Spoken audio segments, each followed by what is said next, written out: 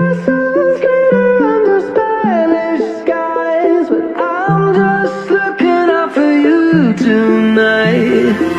used to run around this ghost town, always thinking out loud, how we gonna get out? I remember we dreamed of places that we could go, castles with the strange glow, people that we don't know. I remember we left a life that's ordinary from the start.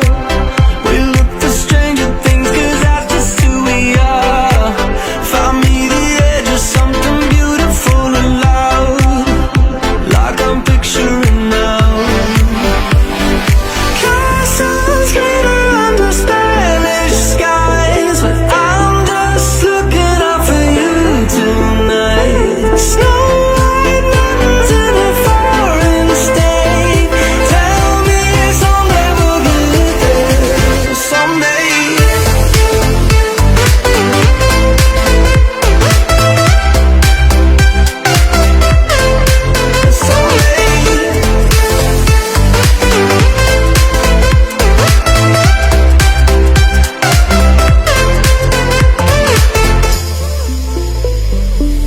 I see a technicolor shadow underneath your window. Just in case you don't know, I can see it. You cast an unfamiliar day glow, different than what I know, shining like a halo. I can feel it. We turned our back on ordinary from the start. We look for stranger things, 'cause that's just who we are. Found me the edge of something beautiful and loud. Show me the sky falling down. Castles glitter under Spanish skies, but I'm just looking out for you tonight. Snow white mountains in an ancient place.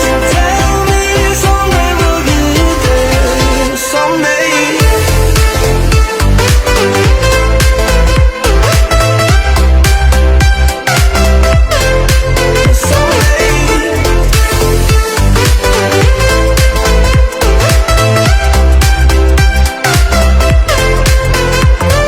Castles glitter under Spanish skies, I'm just looking out for you tonight. Snow white mountains in an ancient place. Tell me someday we'll get there.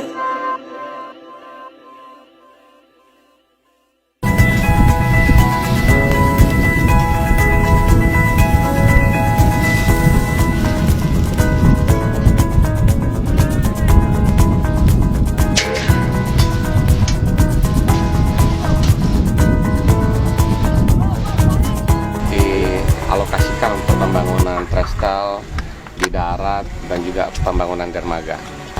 Trestelnya kan lebih kurang 3 km, sekarang sudah sampai 2,7 km, kira-kira 300 meter lagi, diharapkan bulan Maret sudah selesai. Dan setelah ini nyambung, maka daratnya akan disegerakan untuk bisa dioperasikan. Kami perkirakan sekitar bulan Juli, Agustus 2020 ini sudah mulai beroperasi. Itu beroperasi untuk kapasitas berapa? Kapasitasnya tadi kan untuk peti kemas 500.000, tapi tentu bertahap dari situ. Kita akan lebih fokus di fase pertama ini adalah untuk liquid, karena sekitar sini ini kan banyak memproduksi CPO dan seterusnya, dan kita sudah bicara dengan beberapa pemilik CPO, mereka lah yang akan menjadi pengguna jasa yang perdana di Kijing ini. Oke Pak, dampak ke perekonomian seperti apa Pak yang diberikan oleh dalam pembangunan pelabuhan yang sudah dilakukan? Pasti lah, dampak multipliernya luas sekali. Dengan adanya pelabuhan ini kan berarti aktivitas ekonomi menjadi lebih meningkat.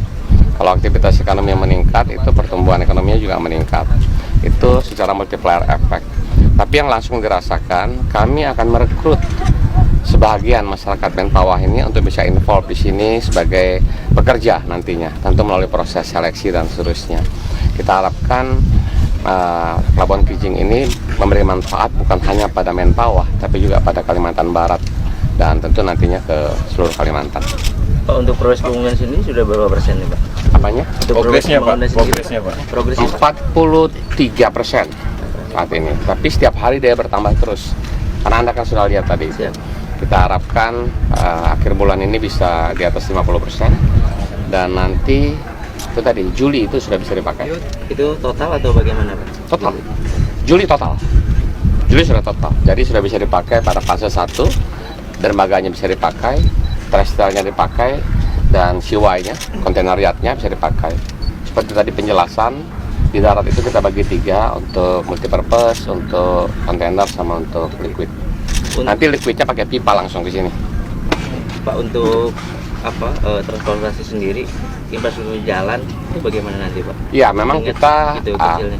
akses ini kita terus membicarakannya dengan pemerintah provinsi, dengan gubernur. Tapi kita akan punya satu solusi. Kita akan bangun di sini namanya CFS, Container Freight Station, atau pergudangan lah.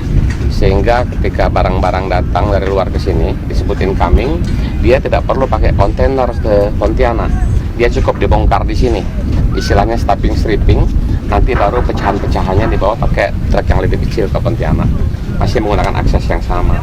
Tentu dalam jangka panjang kita harapkan ada pelebaran jalan supaya truk itu bisa lebih mobile dari Pontianak Itu ke. jalur khusus itu bagaimana nantinya Pak? Kalau untuk kedepannya kami masih membicarakan dengan Pak Gubernur, dan Pak Gubernur tentu juga membicarakan dengan Menteri PUPera karena ini menyangkut jalan nasional. Nah, tapi saat ini solusinya adalah kita akan bangun stopping stripping, kita akan bangun namanya container freight station, kita akan bangun pergudangan, sehingga barang dari kapal itu tidak perlu dalam bentuk kontainer ke Pontianak, cukup dibongkar di Menpawah, dan ini juga akan merekrut tenaga kerja untuk melakukan itu. Tapi Gitu Pak ya? menimbulkan tambahan biaya logistik nggak Pak? Enggak dong, karena di sana kan dibongkar juga. Mau di sana di sini sama aja dibongkar juga. Pak, jauh ini total anggaran sudah habis berapa Pak? Apa? Untuk total anggaran Sekitar 1,4 triliun dari 2,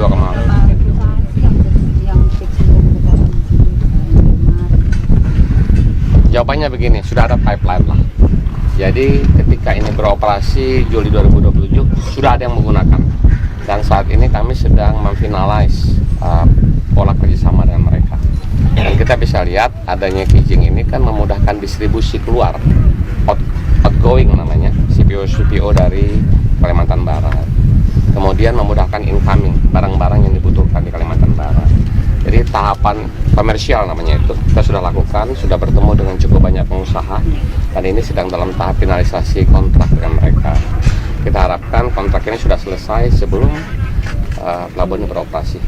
Pak, berarti nanti untuk tahun ini yang untuk CPO belum bisa belum bisa dibuktikan Pak ya? Sudah Bisa juga Pak ya? Tiga sudah bisa. Jadi Juli itu sudah bisa untuk CPO, sudah bisa untuk multipurpose, sudah bisa untuk kontainer. Untuk tahap pertama ini Pak, seberapa besar sih mungkin per bulan atau per tahun yang akan bisa diekspor dari sini Pak keluar?